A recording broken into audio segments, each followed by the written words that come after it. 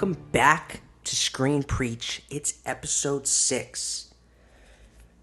And already my computer stopped recording once, so we'll see if it cooperates. Time to talk about some movies and stuff, okay? In the name of the Godfather, the Son of Odin, and the Holy Jedi. Please don't stop recording. Alright, let's go. So, what's going on? It's a new week, but it feels the same as last week, because of course it does. Yeah, I'm tired, and it's the bad kind of tired. A few weeks back I said I was tired, because I started a new job. Only got to work 1 week of that job. This is the bad kind of tired. This is the day in, day out, running out of things to do tired. This is so bored you're tired. You know what I mean? How can you be tired from doing nothing? Whatever. We're good. We're all gonna get through this. Let's thoughts and prayers to people who are not, getting through this well. Obviously, we want to stay safe, and there are people who are actually dying, and so thoughts to those families and everything. But deep breaths. New week, new movie I watched. Don't stop. Don't stop recording. All right. I'm gonna start running out of new movies to talk about, because naturally. So don't be surprised if a few episodes are gonna be about older ones. Might do a couple special episodes about maybe I'll do a Star Wars special or a Marvel special, just because. Why not? I'm finally doing a podcast where I get to talk about movies. I'm not going to talk about my favorite ones? Of course I am. I got to do specials. And if I had new movies to go and see, I wouldn't have to do those. But I'm running out of movies. Not this week, though. This was new. We're going to talk about Birds of Prey this week. It's the latest DC film. Comic book movie. Centered around Harley Quinn, played wondrously by Margot Robbie. And before we get into that, as usual, we got some news this week. Some interesting stuff and some sad stuff too, which I'll get into in a second. And I'm not talking about people who have died, because obviously, rest in peace to anyone who died. Bill Withers died. Rest in peace to him. I'm talking about something that's movie related. That we have to. It's part of the pandemic problem here. That things getting delayed, rescheduled, pushed back, whatever. The biggest film franchise. I don't like that word, franchise. The biggest cinematic achievement in history can't continue to tell stories until this all dies down. So I'm going to start with that. We're going to get into news right now. I'm going to start with that. So the Marvel Cinematic Universe has officially been delayed. The whole thing. So Phase 4 will not be starting this May with Black Widow. It'll be starting in November with Black Widow. Everything has been pushed back a slot, which means Black Widow took the Eternals slot in November. Eternals took, I think, Shang-Chi in February, and so on and so forth. Ba-ba-ba-ba. Ba-ba-ba-ba. We're all pushed back. Although I don't know exactly how it works with the TV shows now. You know what's funny is I'm looking at my phone right now and it looks crooked. So it's gonna really be annoying if I. It looked good when I set it up, but now it looks whatever. Um, fucking headphones, can't get them to comfortably sit on my head. You know. They pushed it back, but the TV shows they didn't mention, so they're very much part of the new, whatever new storylines they're kicking off with the films are also in. The TV shows are just as involved, so I don't exactly know what's happening. See, so Black Widow is a prequel.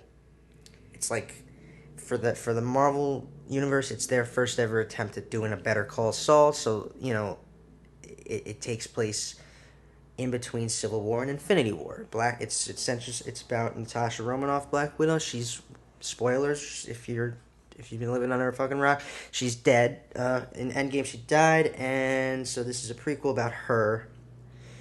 But somehow I feel it was still supposed to kick off the new storyline because of new characters that are in it and possibly other connections that set things up for this new big chapter of the MCU, the next saga of the MCU. But if they're able to do it where they can kick off the storyline with Falcon and Winter Soldier in August or September, whenever it comes out, forget. Then the TV shows don't have to be delayed. They might have to delay some depending on how it affects story continuity wise. So like if WandaVision was supposed to come out specifically after the Eternals for some reason, then now it has to come out after February and not this year like it was scheduled to. But stuff like that. So same thing with Falcon and Winter Soldier. If Black Widow really did somehow set up Falcon and Winter Soldier, Falcon and Winter Soldier will be delayed too. But if not, they could kick the whole MCU's new saga off with a TV show for once. That's new for them. Instead of with a movie, it'll be kicked off with a TV show. We're going to find out soon. We'll hear about it. We'll see what happens. They'll let us know soon if Falcon and Winter Soldier is pushed back. And that just means we all have to deal somehow without a summer without the MCU. A fall without the MCU. And just hope that everything else works out too. Because this is getting intense out here.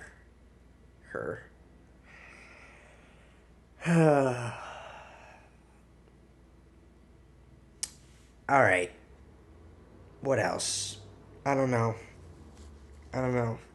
What's going on with you? Anything? Oh yeah, that's interesting. Cool. What do we got for news? Some news. Besides that, obviously that was the big one that was rough. I swear this thing's gonna stop recording. It's so annoying. Oh, come on. When it skips like that, it's gonna any second. And then I'll have to fucking restart that part and cut it up and everything. Alright, here we go. I got something. So a new monster movie is coming from Universal. And it's called Don't Go in the Water. One of the directors of the Watchmen series, Stephen Williams, is set to helm this film. Okay, so we're getting more monster universe news.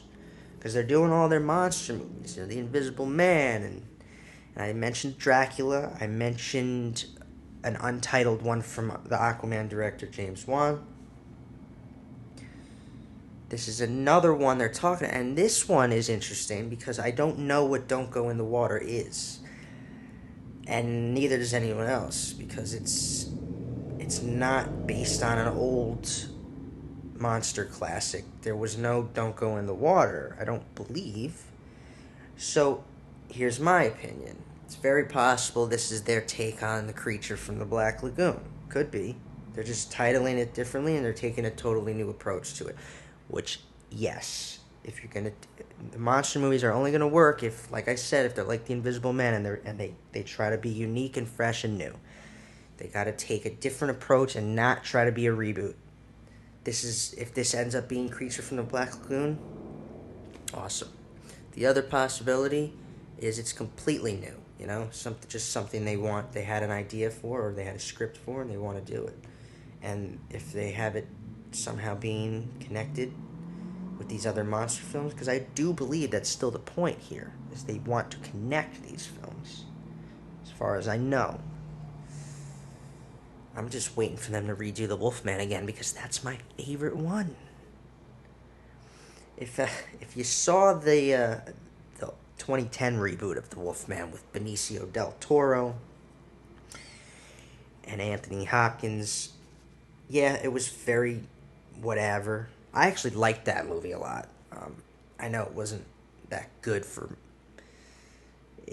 a critical, didn't get the critical reception or even the audience reception that whatever. I liked it, okay? The reason I really liked it was because if there's one thing you can take away from that movie is it's the makeup. The way they did the werewolf in that Wolfman in 2010 was fucking really outstanding job, and I think they won an Oscar for it too. The makeup artists. So at least that was recognized because it was really fantastic. The way they made him still look like a man. They made it look like the original a lot. Looked like a man standing upright and everything. It was very, very creative. I don't know why I was. Oh yeah, because I'd love to see their next Wolfman movie. So whenever I get news on that, I can't wait to talk about it. But this one, zero plot details. Right here, it says zero plot details about it. No idea what. But Stephen Williams is directing it. His credits include Watchmen, The Walking Dead, Lost. He's a TV director, but that doesn't mean anything. He's definitely. I have faith here. Let's see what that turns out to be. What else do we have? Okay, so I did finish Ozark. And yes, it was fantastic. Here's the thing. All right, so now I'm going to get into it a little bit. So spoilers here for people, okay? Just a little. I do feel like the focus shifted too much to Wendy's brother, Ben. A little bit. It consumed a solid 2 to 3 episodes of that back half of the season, which, if you're a big fan of a lot of the other stuff that's going on in the series, you're like, okay, well, all this time could have been spent doing other things, like talking about or focusing on more of the criminal elements and building to some bigger climax that we get. Because even the finale, it slowly builds to what happens at the end of the finale. I won't. How about this? I won't spoil shit. It's still a little early. I won't say what happens or anything. But the very end, is very satisfying and like bang bang out of nowhere. Just what you would want. Sets up. There's plenty of change. So setting up season 4 well. And I'm just hoping it's not another 2-year wait, because it was 2 years in between season 2 and 3, and it was. I hope I'm close enough to this mic. Is that better? The other thing with this whole mic and the recording of it is I cover my face with the mic too much, I feel like. But whatever. Everyone knows what I look like, right? Jason Bateman. So here's the news. Jason Bateman says that Ozark ending isn't too far away. He said, and I quote, "This isn't a 12-season show. My prediction, it'll be a 5 or 6 season series, maybe 7. That's my prediction." So yeah, the fact that they're already thinking about an ending, of course they are. I'm sure the writers have been thinking about an ending since before the pilot, because that's how writing is.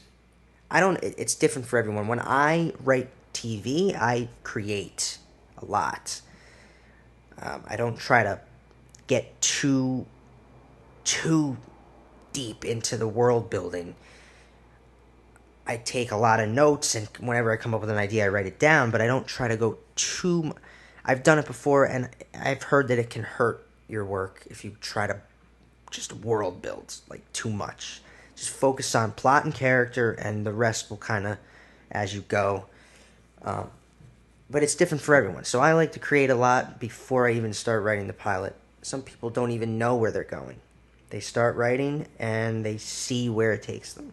I don't know what the case is here, but it doesn't surprise me that Ozark is probably going to be a shorter seasoned series. So they're talking about it. It's going to be nearing its end soon. Soon, meaning another possibly 4 years, though, so not that soon. Season 3 was great. Can't wait for season 4. And we're moving on. And we're going to keep moving on and moving on and moving on because I don't want this fucking thing to stop recording on me. So let's just keep it going. Obi-Wan Kenobi Disney Plus series enlists Joby Harold as new writer. Awesome. Who is Joby Harold? Joby Harold? Oh no. They're going to pull this shit on me. I don't want to subscribe to the fucking page. Can I read the article? No? Then I'll X out and just keep on going here. So I know who Joby Harold is because I read it beforehand. So yeah, his credits include. Well, how about that? I only remember one thing. So he wrote John Wick 3. He's that writer. He's got that kind of vision and take on things. So think about John Wick, and then think about him writing the Obi-Wan TV series. Also keep in mind it's a TV series, so there will be a team of writers. He's just one writer they've hired. Can't wait to see who else they hire. Recently, I talked about how they stopped production on this because they're going through rewrites. They want to rewrite it, so now they're in that process. They're hiring new writers, and it's now it's back underway. This is exciting news.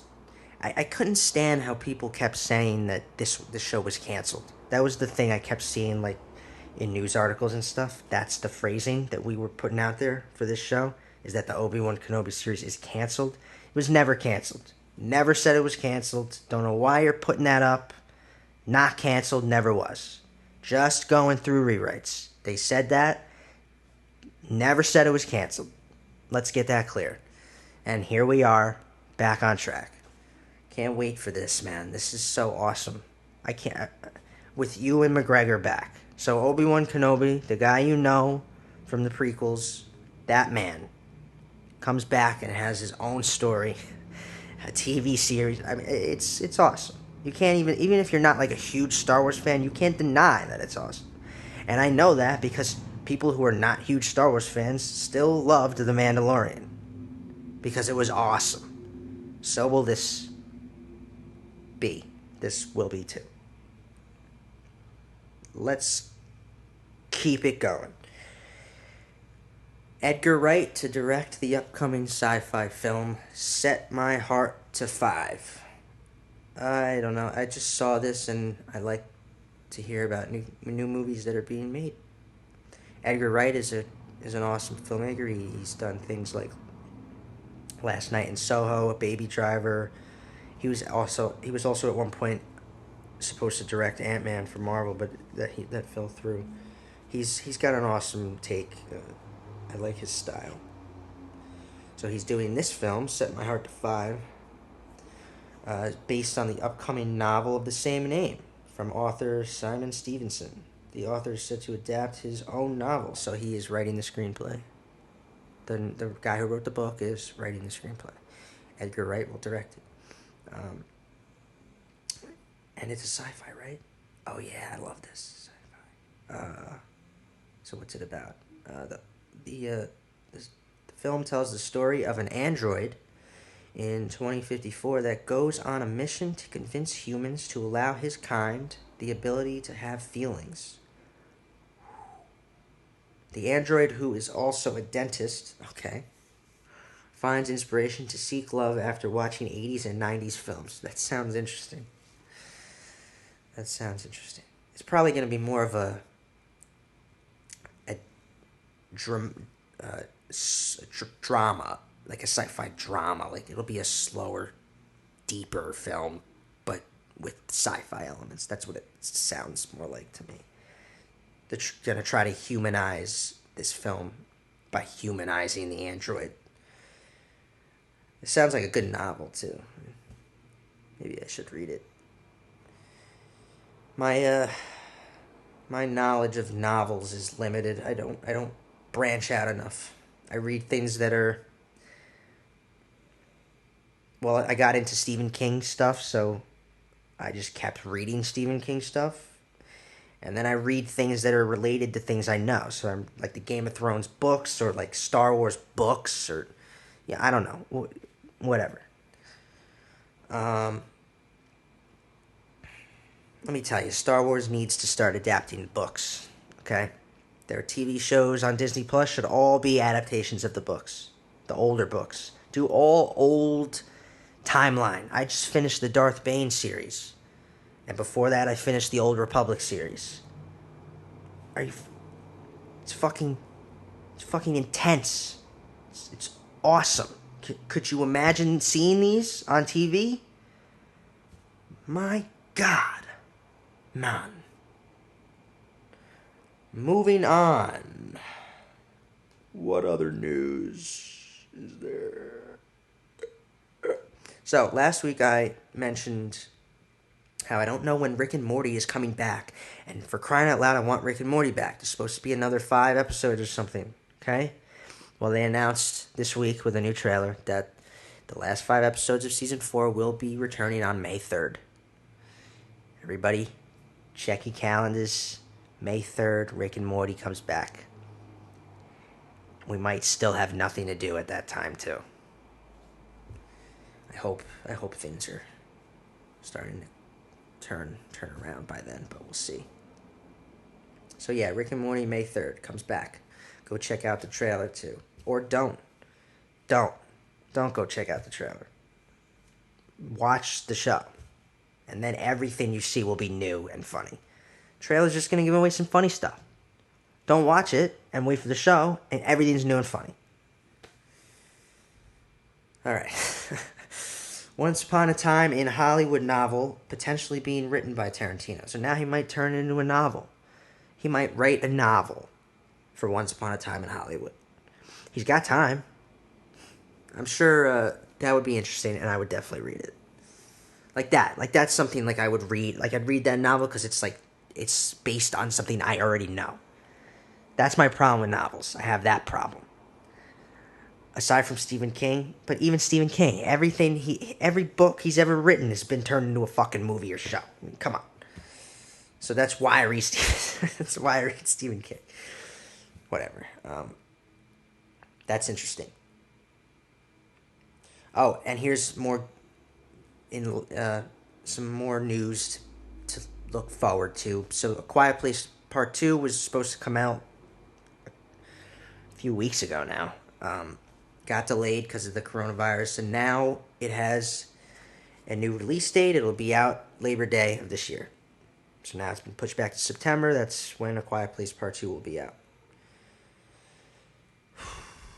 That's where we're at with that one. Speaking of Rick and Morty, here's some more Marvel news. Ant-Man 3 has hired one of the Rick and Morty writers. Which one? Jeff Loveness. His name is Loveness? Wow. Jeff Loveness of Rick and Morty will be writing the Ant-Man 3 movie. The Ant-Man 3 movie will again be directed by Peyton Reed, who did the last 2, which is good, because the first 2 are awesome. I hope Ant-Man 3 centers on Scott's daughter Cassie, because in the comics she becomes an Ant-Man type superhero. She becomes Stinger. She also takes on the name Stature. Stature's cooler. Maybe, I hope that when they do it, it's Stature. So, but also I hope they just continue to develop the characters of Scott and Hope. Ant-Man and Wasp, in the comics, they're OG Avengers, and in the films, they came in late. So I hope that develops, and I hope they both become official Avengers and part of the team, and perhaps a big key players in recruiting and forming a new team of Avengers, because now it's going to be a totally different lineup.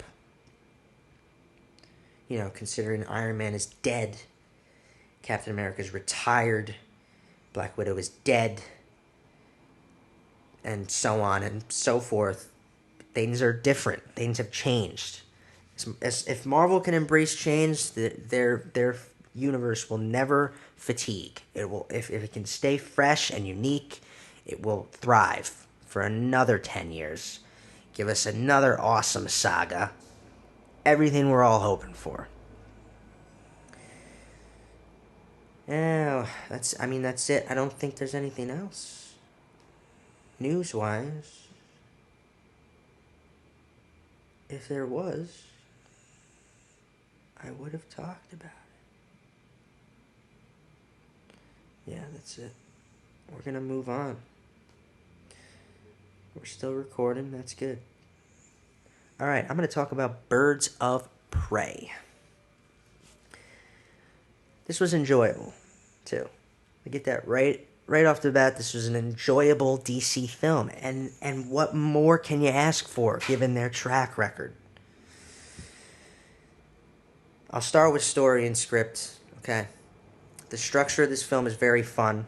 It's very interesting, okay? Having Harley tell it through voiceover, but also the way that she tells it, was intriguing.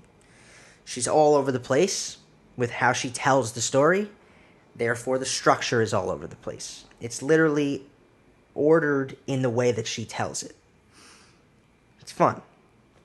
It's non-sequential because it is in sync with how Harley is telling it.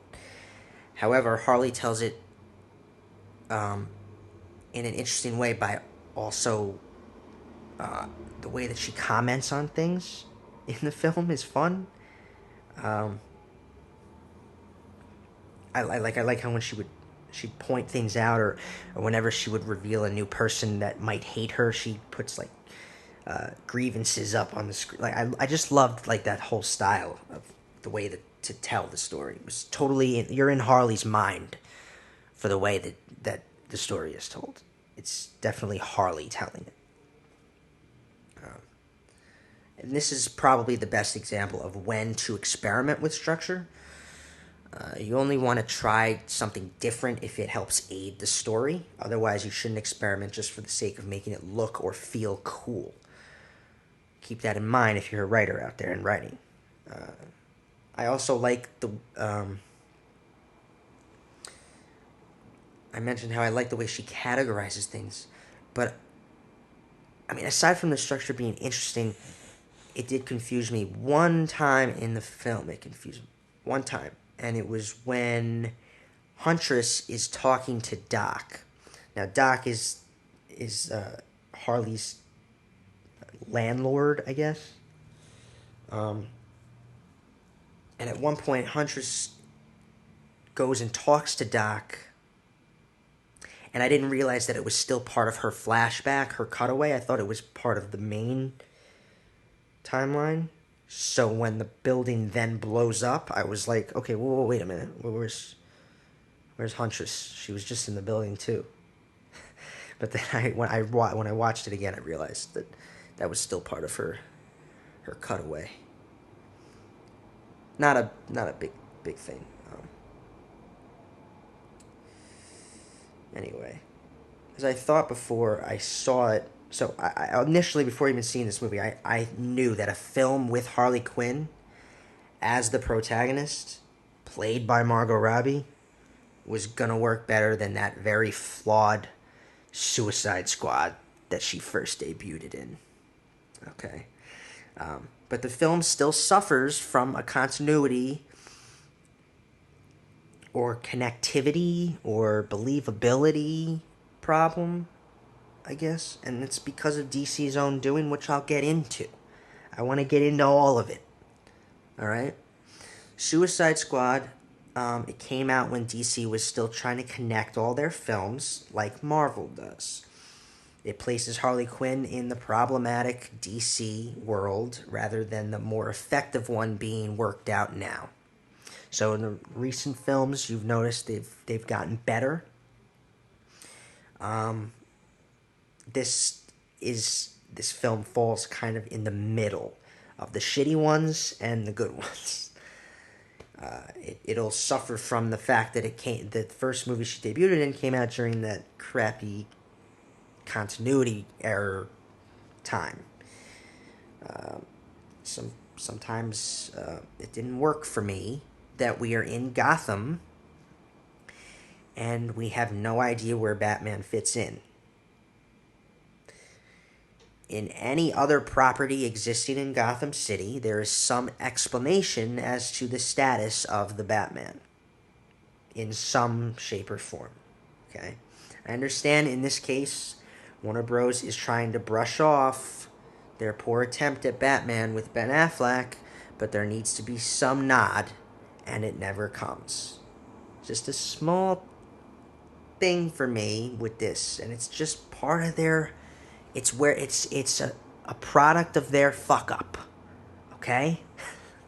It's their fault because they fucked up. Alright. For example, like in shows like Gotham or in movies like Joker, we at least understand, oh, he's a young boy, far from being Batman. It's just a young kid, Bruce Wayne. That's why there's no Batman. So there's a nod. Or there's even further than that. I mean, in the Gotham show, he's a main character, and we see him become Batman eventually, which is cool. I still haven't watched that show. I still haven't watched a Gotham. I need to watch that. It's just, in this movie, it's like, wouldn't Batman get involved? But I guess not. The more I thought about it, it's a smaller story existing in Gotham, so Batman's probably dealing with bigger problems. It's just like I said, it's their fault. It's a product of their own fuck up. Harley Quinn was introduced during that time. We even saw her get captured by Ben Affleck's Batman in Suicide Squad. So they're unable to not combine their fuck up with their effective films. Okay. They have to they just have to deal with that by ignoring him completely in this movie. There's one nod to him in the movie. She mentions how she was captured by Batman at one point. In terms of direction, I will say visually it was very, very interesting. I really liked the tonal feel and the look of this film. Almost like a green, like dirtiness, or I don't know, it's different for how Gotham has been portrayed before, but I liked it because it was in line with Harley. So it was Gotham through Harley's eyes. She lives in and embraces the dirt and filth and rises above it. I could still feel Gotham in this new perspective of it. That feeling like we're in a dystopic version of our world where there are some pretty dramatic criminals and criminal theatrics. I could still feel all that, right? A city taken over by intense corruption where equally theatrical heroes, and you know who I'm talking about, arise to fight that corruption. It felt like Gotham, but it felt like a Harley Quinn take on Gotham. And props go to the filmmakers for that. It was their vision, obviously, and the overall look was very fun. Performances, obviously, Harley Quinn wouldn't be the same without Margot Robbie playing her. Okay? No doubt. Even though Suicide Squad, even Suicide Squad is a less even the it's just been we're in. That's what time it is, people. That's what we're living in right now. I'm gonna mispronounce words last week, and I'm gonna stumble over my words this week because of fucking Rona. Rona did this. Man. How about some coffee, Ben? Yeah, sure. Wake up a little bit.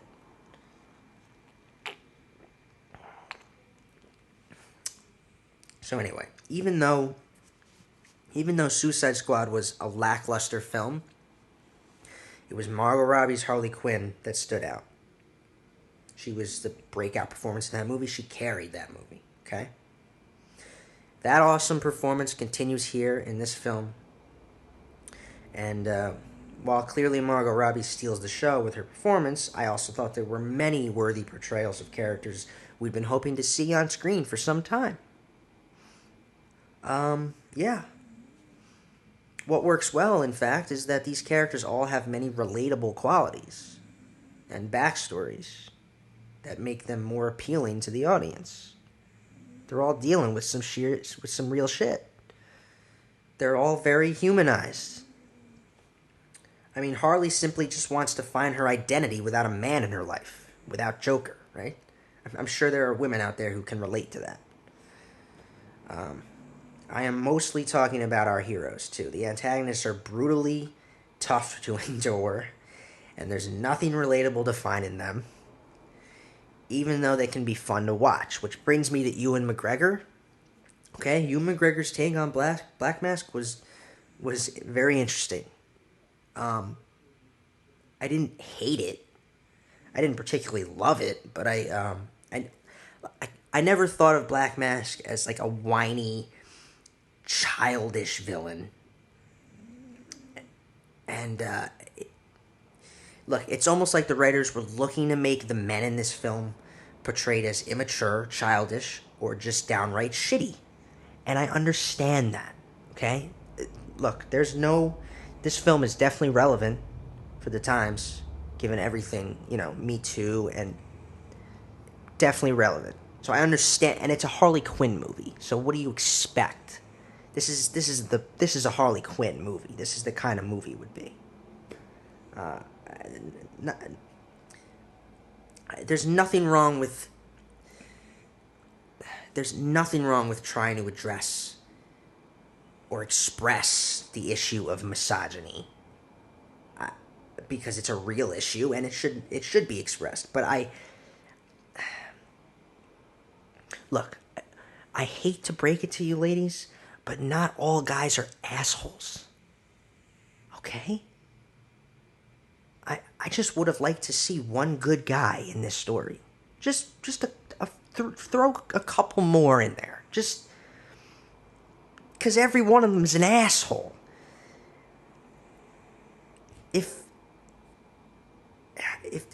What do you want me to tell you? I mean, you know who you are out there. Beautiful women, you know that you neglected good, decent, regular guys plenty of times in your life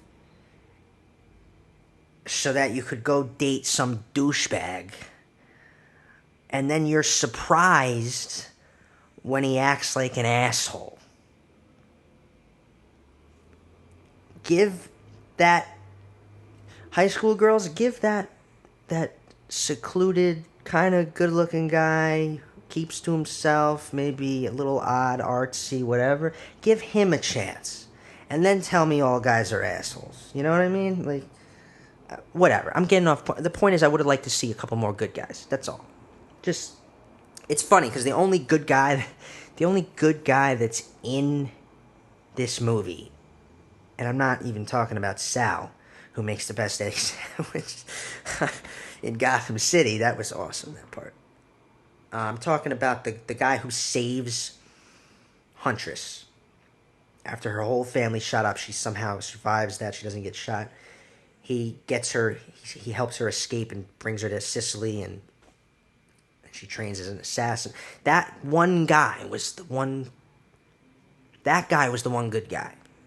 And to me, it felt like the only reason he was is because the story needed that moment for Huntress's character. That's the only reason there was one good guy in the movie. Was because it the character of Huntress needed it for her story arc. It's a little cheap, but whatever. Look, Harley Quinn movie, like I said, so no problem with this. Have every guy be a piece of shit, because they're terrible. They're really terrible. I mean,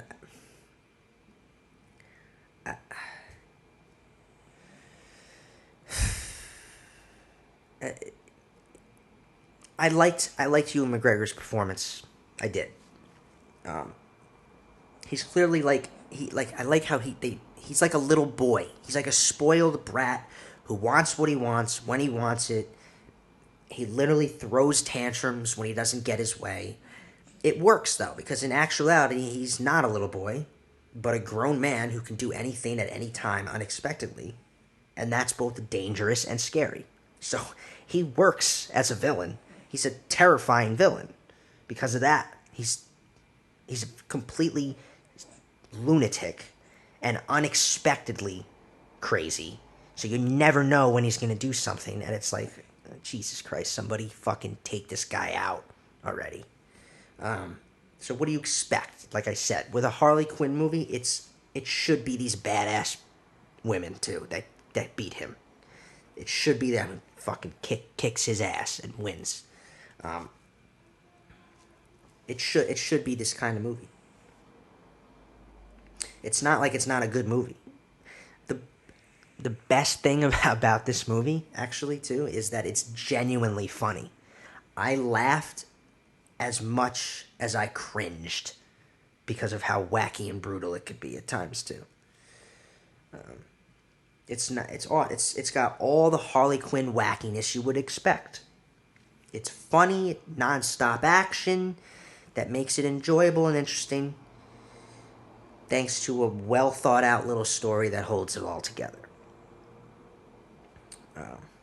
Margot Robbie also said in an interview that the industry was lacking a girl gang action film, and she's right. Let's keep in mind here that this movie is actually the first all-female superhero team-up movie. DC did it before Marvel did. Credit where credit is due. This will be considered the first one. So there's that. Moving on. Let's move on here. My thing's still recording. That's good.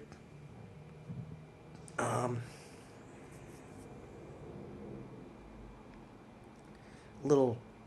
I'll get into the whole fucking thing because it affects this movie. I'll get into the whole DC thing.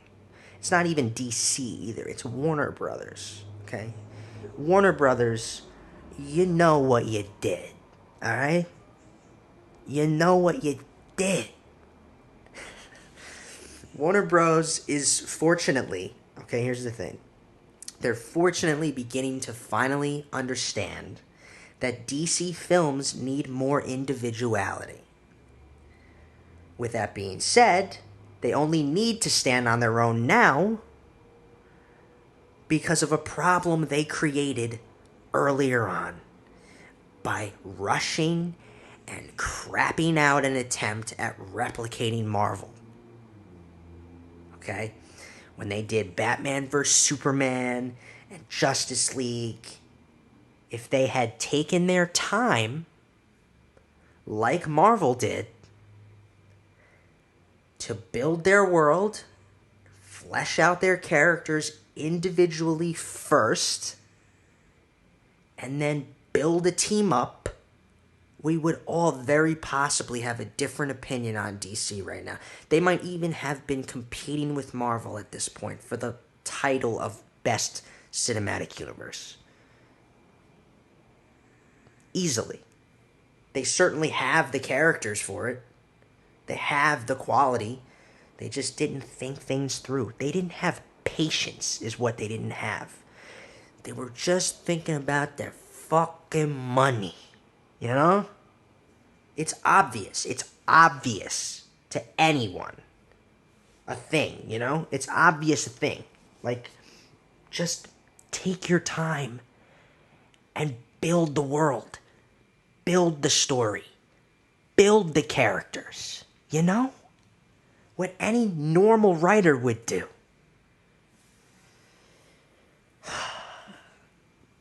It's just a classic case of money over art. All right? They got greedy, and fans responded to that greedy mentality when they saw some of their favorite characters devalued over and over again on screen. Many people were sick and tired of DC's films for a while. They struggled at the box office too, which proved that quality does actually matter when you want to make money. And Marvel is proof of this. They put out quality films year after year, and they've made north of $10 billion in 10 years. They currently hold the title for highest grossing film of all time with Avengers Endgame. And Avengers Endgame is a quality film. Just gotta think like a creator. Think like an artist. Think like a filmmaker and not like a fucking corporate asshole. And things will work out better, you know? I'm probably severing all ties with studios right here. I'm totally fucking my career by saying all this stuff. Whatever, you know? Nah, it's whatever.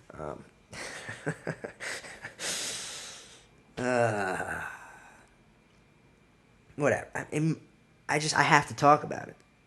I just do. It's the first superhero film I'm talking about, I think. Yeah. And so I think I'm gonna more than just actually giving a shit.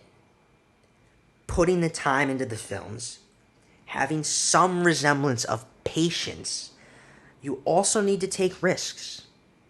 Okay? Guardians of the Galaxy was a risk for Marvel, so was Avengers, and fucking so was Iron Man. That first film that kicked everything off, that could have flopped. You have to take risks. And I mean, Marvel understood that. They're taking even more risks now with the Disney Plus shows and some of the creative directions they're going with films that look wacky. What's the Eternals? Who the Eternals? Who's I don't know. In 2013, ask me who the Guardians of the Galaxy are. I don't know. And why are they making that film? Doesn't matter why now, because that was an awesome fucking movie. Second one was awesome. The characters are funny. Everyone loves it. You gotta just take risks. If you plan properly and you put the creative passion and time in, it'll work out. The risks will work out. Marvel is proof of that. Here's the thing. Let's stop shitting on Warner Brothers and DC a little bit, because DC is realizing these things. Warner Brothers, they understand that they needed to reevaluate their options. They have been realizing that. They understand now. They understand that DC films are more grounded, there's more gritty realism. Their characters are just, there's a darker tone there. That's the first thing they've understood. Yes, Wonder Woman was a hit. And that film came out in their period of shitty ones. But that was their only hit. They started to figure it out after Justice League, I think. They had to just take a different approach entirely. The films need individuality now because of what they did. So we have hits now. They're giving us, and it's fine. It's just the way it's going to be right now. The DC films are not going to connect in the same way. I think if they do, it'll be little mini connections of like, you have like a couple films over here connecting, but then don't connect to these ones over here that are connecting. It might take that form. Wonder Woman was a hit. Shazam was a hit.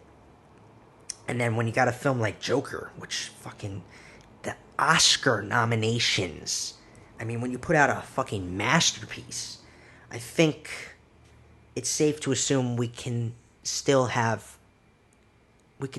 hope, we can still have hope that we'll have some really quality DC films in the future. Which, thank God. That's why I'm looking forward to the Batman. I'm not gonna shit on it before seeing it. Like, if it's individual, if it stands on its own, and it can be like a new trilogy or so, if it's good, that's awesome. Who wouldn't want a good Batman movie? And enough time has passed too. I think, like, we can't even count the whole Ben Affleck thing because didn't even give him his own movie, and it's just, I think now is the time, and we're still waiting. The Batman doesn't come out till 2021, so next year and late next year, and I don't even know if that's still. It might have even been pushed to 2022. Honestly, this whole thing is pushing everything. I wouldn't surprise me if a bunch of stuff is just not the same release date anymore.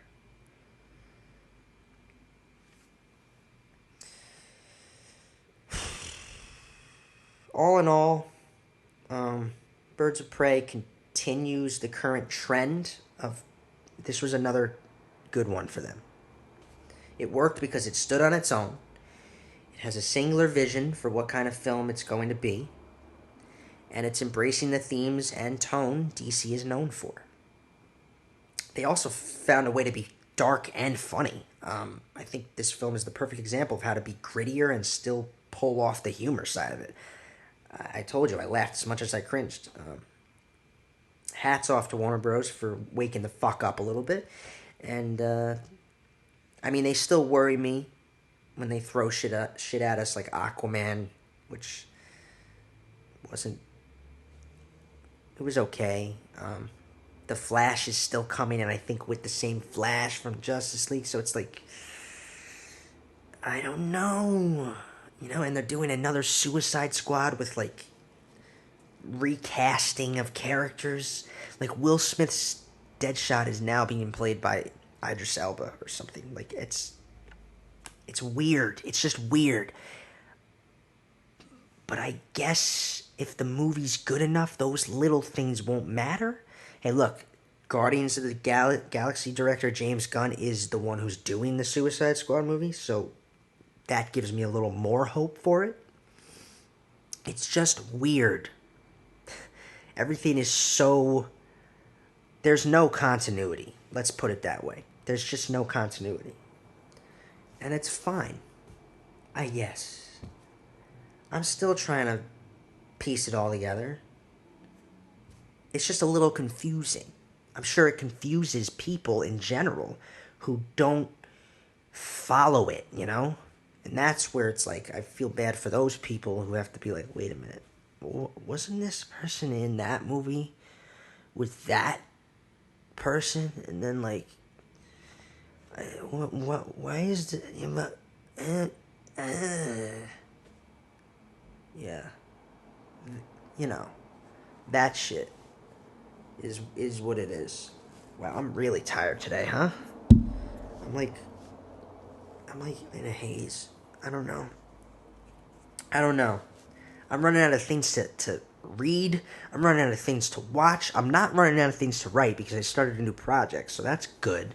That fills like a solid 6 hours of my days. Each day I get a solid like 5 hours or whatever. But I'm running out of things to watch, and like I'm gonna have to do an. Here's the thing: I'm running out of new movies to watch for this, so I think I'm gonna have to do a special. Stay tuned. There's going to be a special soon. Episode 10 or something. Star Wars special, I think. Because I just feel like I'm reading all these Star Wars books. I think I'm just going to watch the movies again. You know? And I've never done a run through the Clone Wars show. I know it's more kid-based, but people love it who are adults, and if you love Star Wars, I think I'm going to do that, too. Maybe just do like a marathon, just watch that show, too. Anyway, not done talking about Birds of Prey, by the way. I'm just rambling because that's where we're at right now. I just want to point out that I have a little favoritism in Birds of Prey for Helena. For Huntress, she's badass. She's an awesome character. She also made me laugh. Um, Maybe it's just me, the whole Italian thing. Okay? I love the whole gangster mafia angle. The revenge against them thing was fucking badass. I mean, she goes to Sicily and trains as an assassin. It's fucking cool. It's just badass as fuck, is what it is. Survives being gunned down. She survives being gunned down. And then comes back with a kick-ass skill set. It's just cool. I also thought building to the reveal of Canary's actual powers was cool. It's like the one moment of like actual powers. So that was really cool. I was watching and as I was watching it too, I realized you have to remember that this is an origin film too for the Birds of Prey team. So expect sequels. Also, Margot Robbie and Harley Quinn will be in James Gunn's Suicide Squad. So already more Harley Quinn on the way. But I'm saying to expect a Birds of Prey film with the actual Birds of Prey team that forms at the end of the film, which is Huntress, Canary, and Montoya. I will say this though, their suits at the end of the movie, the Birds of Prey, they're like their little silk purple. I just didn't like them. They were kind of cheesy. Get some darker toned, like, you know, get the suits right, you know. Like have you ever actually seen? There was a Birds of Prey show way back, like early 2000s or late 90s or something, with Batwoman and Canary, and that it wasn't like good really, but like go with the leather, like go just get the suits right. That's all I'm saying. Just whatever. So the biggest takeaway from this film is that it is about being free. It's about Harley trying to find herself after the Joker. And I think what she discovers is that she's a better person without the Joker. It's actually interesting that the cinematic approach to Harley has been her slowly like transforming into more of an anti-hero than a straight up villain. Because, I mean, if you know from the comics at all, she's a villain.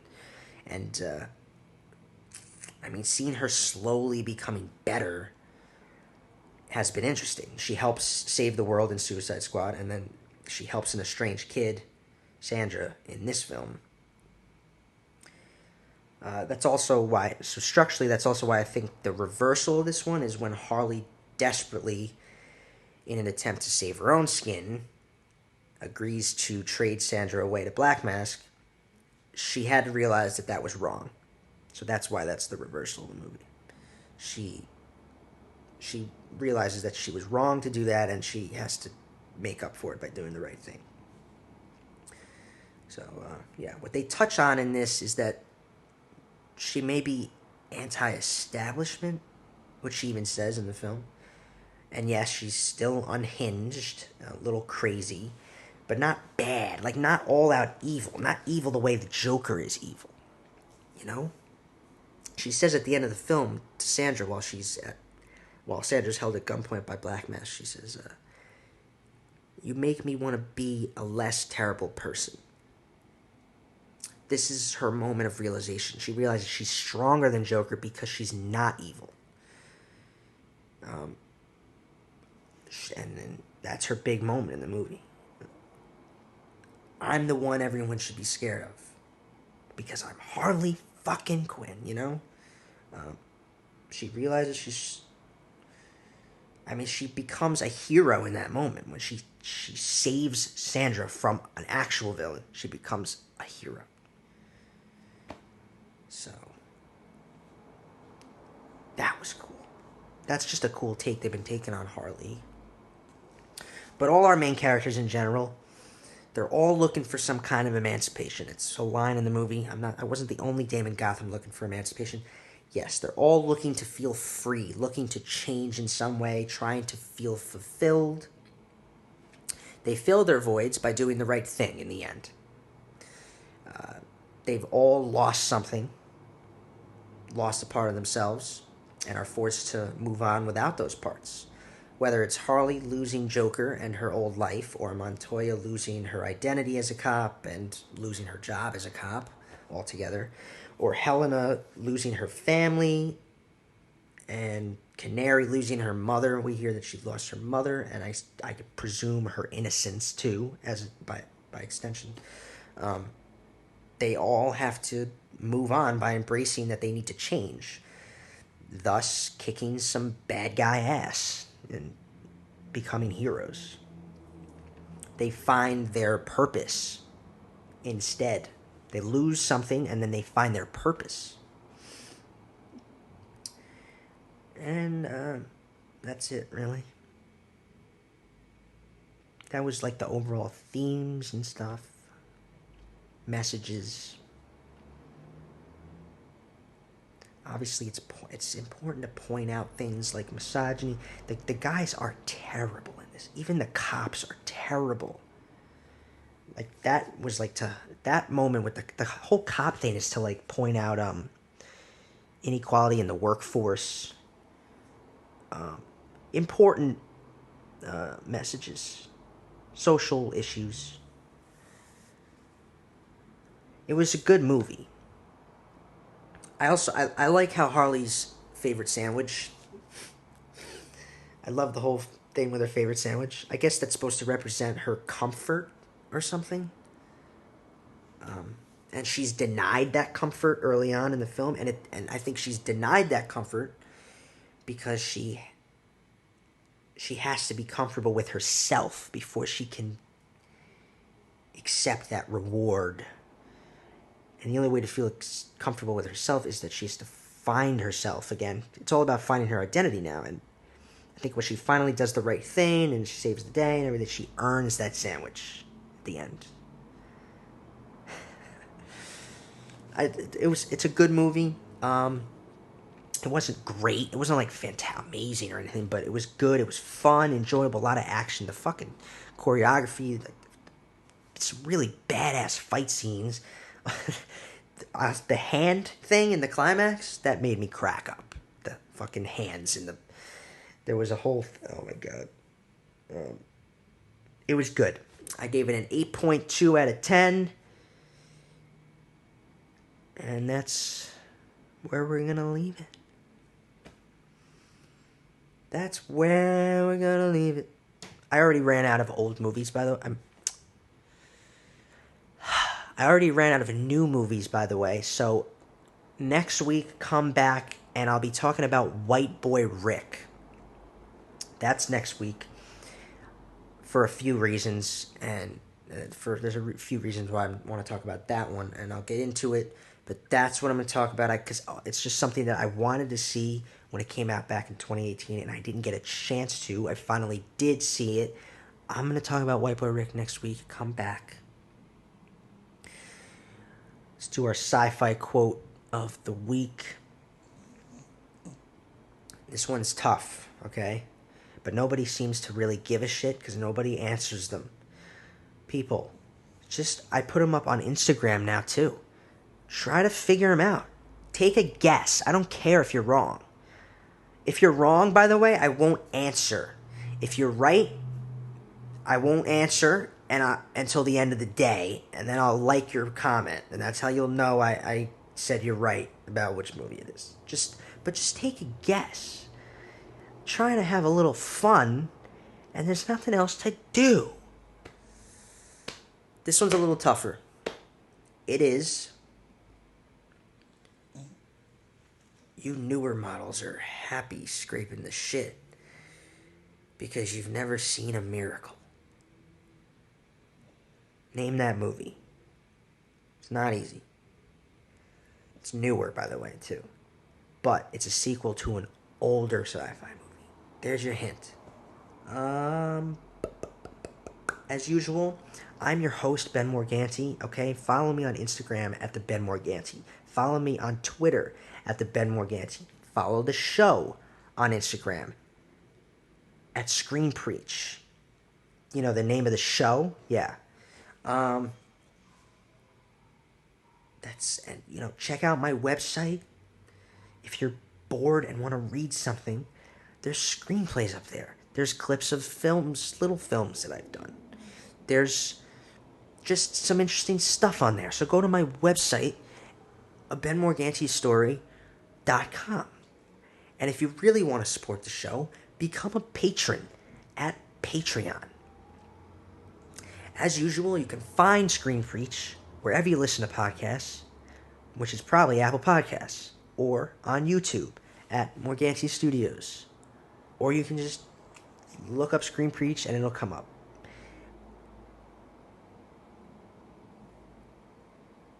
That's it.